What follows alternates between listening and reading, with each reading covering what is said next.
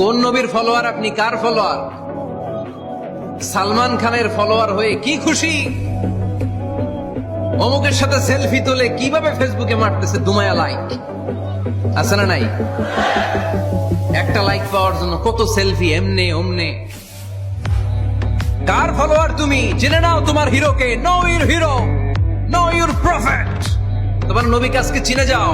তুমি কার ফলোয়ার, তুমি কার ফ্যান, কে তোমার সেলিব্রিটি, জেনে যাও।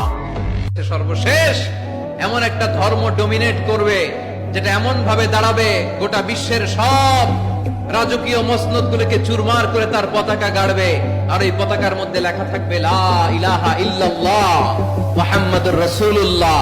এই ইসলামের বিজয়, এটাকে আর কেউ থামায় রাখতে পারবে না। জোরে কোন ঠিক কিনা? অন্যায় দেখে যে চুপ থাকে ওটা মুমিন নয়, ওটা বোবা শয়তান। চিল্লায় বলেন ঠিক কিনা? অন্যায় দেখলে রুখে দাঁড়ান, গর্জে উঠুন। আপনার আপন বোনের বয়সের একটা মেয়েকে কিছু বখাটে ছেলেরা ডিস করতেছে, আপনি দেখে চলে যান কেন?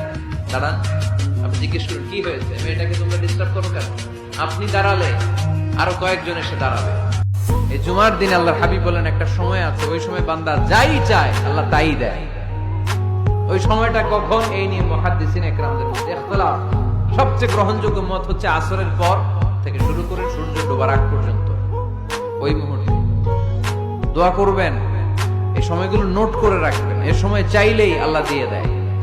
আল্লাহর জান্নাতের দিকে ছোট, আল্লাহর জান্নাতের দিকে ধাবিত হও, যে জান্নাতের বিস্তৃতি আকাশ জমিন ব্যাপী। আল্লাহ এগুলোর প্রতিযোগিতা আমাদেরকে করতে বলেছেন।